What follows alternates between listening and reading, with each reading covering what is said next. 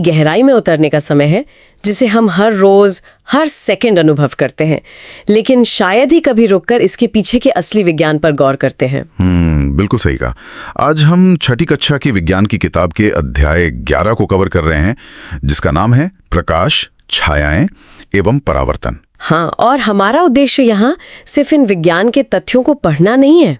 मतलब हमें ये समझना है कि हम अपने आसपास की इस दुनिया को असल में कैसे देखते हैं। बिल्कुल, और इसके लिए सबसे बेहतरीन शुरुआत है एक अंधेरे कमरे की कल्पना करना। किताब के पहले पन्ने पर ही ये सवाल है। हाँ, मैंने भी पढ़ा।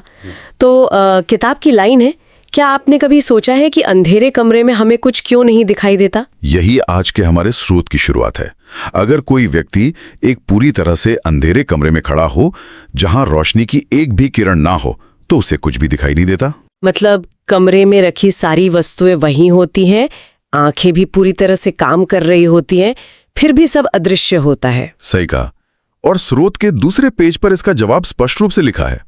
लाइन है, वस्तुओं को देखने के लिए प्रकाश की आवश्यकता होती है। हाँ, तो अगर इसे आसान भाषा में समझें तो दृष्टि का सबसे महत्वपूर्ण नियम यही है कि केवल आंखें होना काफी नहीं है, प्रकाश का होना और उसका आंखों तक पहुंचना जरूरी है। और इसी बात को स्पष्ट करने के लिए स्रोत में एक बहुत ही सुंदर चित्र है। बिल्कुल, यहाँ चित्र में दिखाया गया है कि एक प्रकाश स्रोत है, जैसे कि एक बल्ब, और उससे रोशनी निकलकर एक वस्तु पर, जो कि एक फूल है, उस पर पड़ती है, और जब वो प्रकाश उस फूल से टकराकर हमारी आंखों तक पहुंचता है, तभी हम उस फूल को देख पाते हैं। ये दृष्टि का सबसे मौलिक नियम है। हम सीधे वस्तु को नहीं देखते, हम उस प्रकाश को देखते हैं जो वस्तु से टकराकर हमारी आंखों में आता है। और यहीं पर बात आती है दीप्त पिंडों की। किताब में स्पष्ट लिखा है, जो वस्तुएं सूर्य की तरह स्वयं प्रकाश का उत्सर्जन करती हैं, उन्हें दीप्त पिंड कहते हैं। हाँ, तो इसका सीधा सा अर्थ ये हुआ कि जो चीजें अपनी खुद की रोशनी पैदा करती हैं, वे दीप्त पिंड हैं। स्रोत में इसके बहुत अच्छे प्राकृतिक उदाहरण दिए गए हैं, जैसे सूर्य और जुगनू। सूरज तो अंतरिक्ष में मौजूद एक ऐसा पिंड है जो इतनी भारी मात्रा में प्रकाश छोड़ता है कि पूरी पृथ्वी प्रकाशित हो जाती है। बिल्कुल, और कृत्रिम स्रोतों में टॉर्च और मोमबत्ती का भी जिक्र है। ये सभी प्रकाश के मूल स्रोत हैं। अब जब ये प्रकाश अपनी यात्रा शुरू करता है तो रास्ते में कई तरह के पदार्थों से टकराता है। इसके आधार पर स्रोत में पदार्थों को 3 रूपों में बांटा गया है: पारदर्शी, अपारदर्शी और पारभासी। हाँ, तो सबसे पहले पारदर्शी की बात करते हैं। किताब में लिखा है, कुछ पदार्थों से होकर हम वस्तुओं को स्पष्ट रूप से देख सकते हैं, ऐसे पदार्थों को पारदर्शी कहते हैं। इसका मतलब है कि ये प्रकाश के लिए एक खुली खिड़की की तरह है। प्रकाश पूरी तरह से आर पार चला जाता है, जैसे साफ कांच, जल या वायु। बिल्कुल, यहाँ चित्र में दिखाया गया है कि एक लड़का कांच की शीट पकड़े है और उसका चेहरा बिल्कुल साफ दिख रहा है। प्रकाश उस कांच से बिना किसी रुकावट के गुजर रहा है। लेकिन हर पदार्थ ऐसा नहीं होता। अगला है अपारदर्शी। लाइन है, कुछ ऐसे पदार्थ हैं जिनसे होकर आप वस्तुओं को बिल्कुल नहीं देख सकते। इन पदार्थों को अपारदर्शी कहते हैं। यानी ये प्रकाश के लिए एक ठोस दीवार है। लकड़ी, गत्ता, धातु या दीवार इसके उदाहरण है। ये प्रकाश को अपने अंदर से बिल्कुल नहीं जाने देते। और इसी को समझाने के लिए यहाँ चित्र में दिखाया गया है कि एक लकड़ी के गुटके पर प्रकाश पड़ रहा है, लेकिन वो आर पार नहीं जा पा रहा है, जिससे दूसरी तरफ छाया बन रही है। हाँ, छाया। और यहाँ स्रोत एक बहुत ही महत्वपूर्ण बिंदु पर जोर देता है। केवल अपारदर्शी वस्तुएं ही छाया बनाती हैं। ये बहुत जरूरी नियम है। अगर प्रकाश आर पार हो गया तो छाया बनेगी ही नहीं। बिल्कुल। अब तीसरे प्रकार पे आते हैं, पारभासी वस्तुएं। किताब कहती है, ऐसे पदार्थ जिनसे वस्तुओं को देख तो सकते हैं परंतु बहुत स्पष्ट नहीं, उन्हें पारभासी कहते हैं। मतलब ये न तो प्रकाश को पूरी तरह रोकते हैं और न ही पूरी तरह जाने देते हैं। तेल लगा हुआ कागज या घना कोहरा इसके बेहतरीन उदाहरण है। हाँ, यहाँ चित्र में दिखाया गया है कि एक बॉक्स में ट्रेसिंग पेपर की स्क्रीन है, जिस पर एक बहुत ही धुंधली आकृति दिख रही है। तो अगर हम तेजी से तीनों को दोहराएं, पारदर्शी में सब पूरा साफ दिखता है, अपारदर्शी में कुछ नहीं दिखता और पारभासी में धुंधला दिखता है। एकदम सही। और क्योंकि अपारदर्शी वस्तुएं प्रकाश को रोक देती हैं, इसी से हम छायाओं की दिलचस्प दुनिया में प्रवेश करते हैं। छाया बनने के लिए स्रोत में 3 जरूरी शर्तें बताई गई हैं। हाँ, किताब के अनुसार पहला एक प्रकाश स्रोत होना चाहिए, दूसरा एक अपारदर्शी वस्तु और तीसरा एक पर्दा। बिना पर्दे के छाया नहीं बन सकती। बिल्कुल। यहाँ चित्र में दिखाया गया है कि रात में बच्चे टॉर्च लेकर खेल रहे हैं। टॉर्च प्रकाश है, एक गत्ता अपारदर्शी वस्तु है और पीछे खड़ा एक लड़का पर्दे के रूप में काम कर रहा है। उसी लड़के के कपड़ों पर गत्ते की छाया बन रही है। इससे यह साबित होता है कि जब प्रकाश के रास्ते में कोई अपारदर्शी वस्तु आती है तो छाया हमेशा किसी न किसी पर्दे पर ही दिखाई देती है।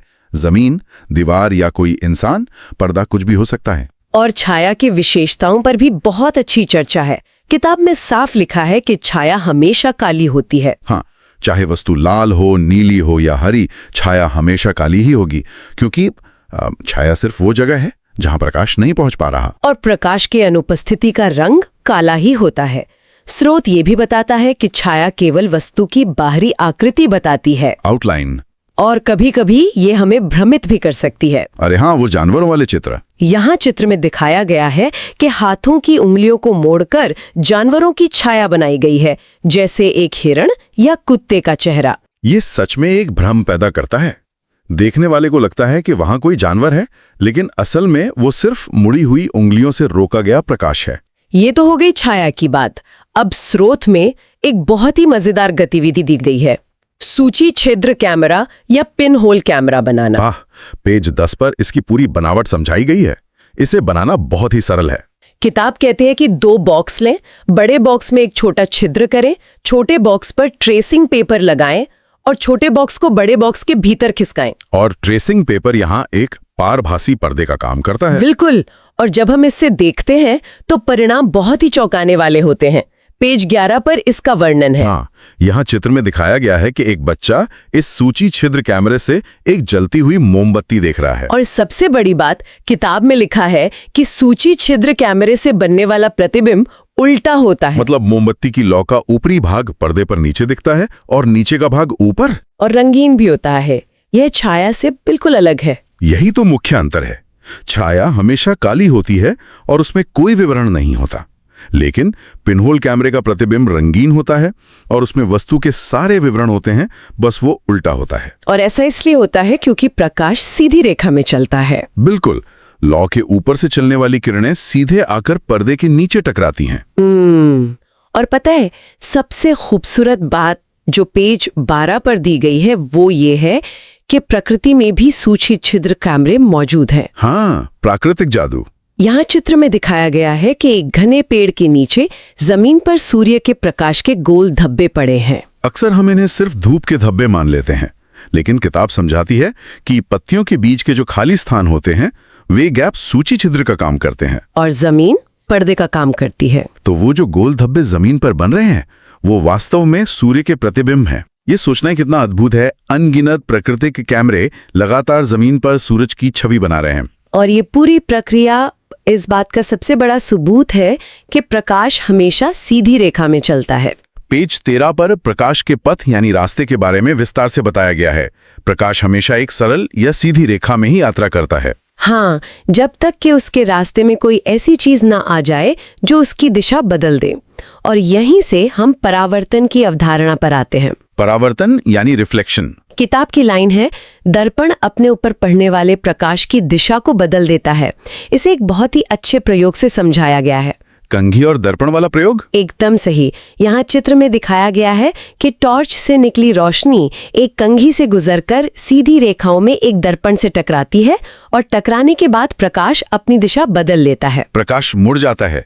इसी मुड़ने की प्रक्रिया को परावर्तन कहते हैं। दर्पण प्रकाश को सोखता नहीं है, न ही आर पार जाने देता है, वो बस उसे एक नया रास्ता दे देता है। हम अपना चेहरा भी इसी परावर्तन की वजह से दर्पण में देख पाते हैं। इसके बाद स्रोत के पेज 14, 15 और 16 पर इन सभी बातों की पुनरावृत्ति की गई है। सारे प्रमुख शब्दों को दोहराया गया है।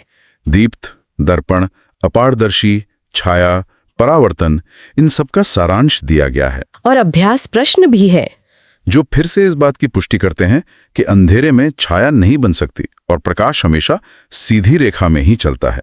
हाँ, अब अंत में पेज 17 पर एक बहुत ही दिलचस्प कुछ नया करें प्रोजेक्ट दिया गया है, परिदर्शी या पेरिस्कोप बनाना। ये उपकरण तो पूरी तरह से प्रकाश के परावर्तन के सिद्धांत पर ही काम करता है। बिल्कुल। यहाँ चित्र में दिखाया गया है एक Z आकार का उपकरण जिसमें 45 डिग्री के कोण पर 2 दर्पण लगे हैं। जब प्रकाश पहले दर्पण से टकराता है तो वो मुड़कर नीचे ट्यूब में जाता है और फिर दूसरे दर्पण से टकराकर सीधा हमारी आंखों में आता है। सच में विज्ञान केवल किताबों में नहीं है, वो हमारे चारों ओर हर जगह मौजूद है। तो अगर हम इस पूरे डीप डाइव का निष्कर्ष निकालें तो हम समझ सकते हैं कि कैसे प्रकाश, वस्तुएं और हमारी आंखें मिलकर इस रंगीन दुनिया को हमारे सामने प्रस्तुत करती हैं। बिल्कुल। पारदर्शी, अपारदर्शी और पारभासी पदार्थों का ये पूरा खेल। अगर आप रेलवे, एसएससी, बैंकिंग या किसी भी प्रतियोगी परीक्षा की तैयारी कर रहे हैं तो आपके लिए एनसीईआरटी पढ़ना बहुत जरूरी है, क्योंकि ज्यादातर परीक्षाओं में सवाल सीधे या घुमाकर एनसीईआरटी से ही पूछे जाते हैं। इसीलिए हमने आपके लिए कक्षा 6 से कक्षा 12 तक के एनसीईआरटी नोट्स तैयार किए हैं, जो सरल भाषा और परीक्षा उपयोगी हैं। अगर आप ये नोट्स लेना चाहते हैं तो अभी व्हाट्सएप नंबर 92299-09706 पर मैसेज करें। नोट्स की कीमत बहुत कम है, तो बिना देर किए अभी मैसेज करें। अगर आपको यह वीडियो पसंद आए तो कृपया लाइक करें। जो लोग अभी तक चैनल को सब्सक्राइब नहीं किए हैं वे जरूर सब्सक्राइब करें। नीचे कमेंट बॉक्स में अपना फीडबैक अवश्य दें।